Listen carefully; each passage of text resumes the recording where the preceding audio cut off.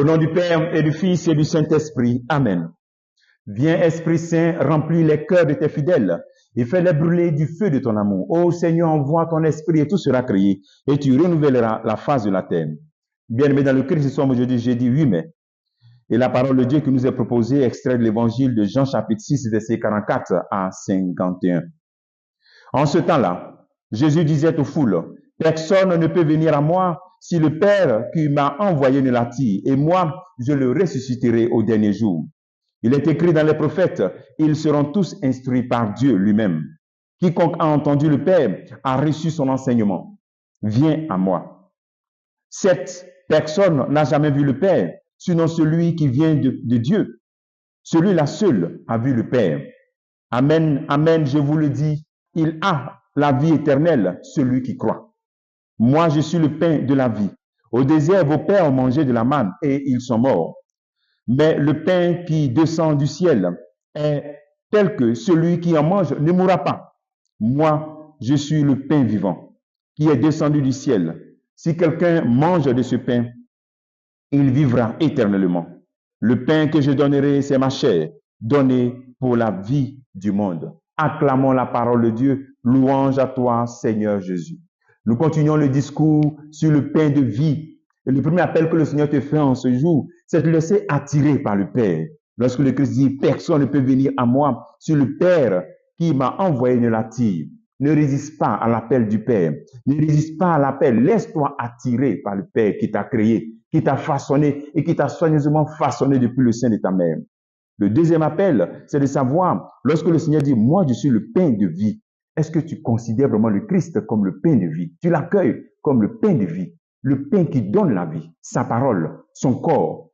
Dans l'Eucharistie, on dit, prenez et mangez. Et justement, le Christ nous invite donc à manger son corps pour pouvoir avoir la vie en abondance. Et je pense que nous ne sommes pas encore rentrés dans cette compréhension totale de ce beau mystère, de ce beau cadeau que le Christ nous fait. Et c'est pour cela qu'il nous donne encore cet appel. Lui, il est le pain de vie. Et il nous annonce un nouvel exode. L'exode renouvelé. L'Eucharistie devrait nous aider à vivre un état d'exode permanent. D'exode permanent. C'est-à-dire un état où nous sortons d'une situation d'esclavage pour arriver à la terre promise, terre de la vie. C'est en cela que le pain, le Christ est le pain de la vie. Lorsque tu manges le corps du Christ, tu reçois la vie, la nourriture qui donne la vie. Et ensuite, tu deviens Christ. Tu dois devenir Christ pour donner aussi la vie aux autres. Tu dois devenir Christ pour donner la vie à ton entourage. Est-ce que toi qui communies au corps du Christ, tu donnes la vie? Est-ce que toi, tu communies au corps du Christ, tu donnes goût à la vie? Tu donnes envie aux gens de vivre, que la vie est belle, la vie est agréable, quelles que soient les difficultés, les épreuves, la vie est belle. Pourquoi? Parce qu'on est connecté au ressuscité qui est vivant pour les siècles des siècles. Est-ce que tu protèges la vie que Dieu donne? Est-ce que tu es un partisan de ceux qui disent non à l'avortement? Non. L'Eucharistie doit nous donner donc ce goût de la vie, d'accueillir la vie, parce que c'est la nourriture de notre exode permanent. Nous sortons des situations d'esclavage pour arriver chaque fois à la terre promise. Et c'est ainsi que notre vie spirituelle croît, et nous grandissons. Et le corps du Christ nous fait vivre, nous fait grandir spirituellement. C'est cela la mission de tous ceux qui communient, tous ceux qui touchent le corps du Christ, prêtres, évêques, chrétiens qui communient. N'aie pas peur de ce qui peut tuer le corps et ne peut pas tuer l'âme. Matthieu chapitre 10, verset 28. N'aie pas peur donc de prendre des décisions courageuses pour donner toute ta vie au Christ.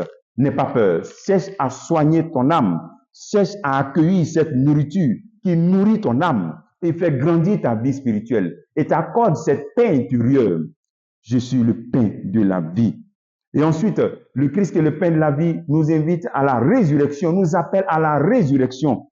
C'est-à-dire, il y a une transformation terrestre sur la terre, mais en même temps, nous voyons Dieu lorsque notre vie terrestre, notre vie finit. Nous rentrons dans la vie éternelle.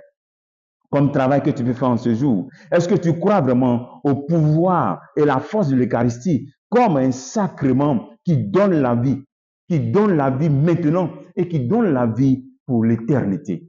Que Dieu te bénisse au nom du Père et du Fils et du Saint-Esprit. Amen.